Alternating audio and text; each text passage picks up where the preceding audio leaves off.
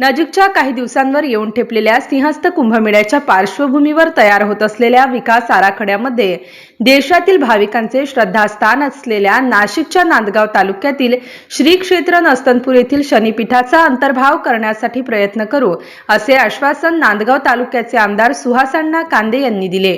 नांदगाव विधानसभा निवडणुकीत विजय संपादन केल्यानंतर नवनिर्वाचित आमदार सुहासअण्णा कांदे यांचा शनी मंदिर देवस्थानच्या विश्वस्त मंडळाच्या वतीने सत्कार करण्यात आला.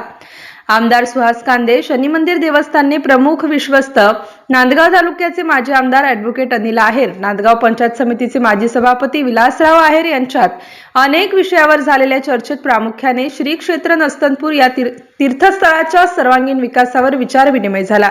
गेल्या वर्षी आमदार सुहासअण्णा कांदे यांनी नस्तनपूरच्या तीर्थस्थळाला धार्मिक पर्यटनाचा ब वर्गाचा दर्जा मिळवून दिला, याचाही संदर्भ या बैठकीदरम्यान होता.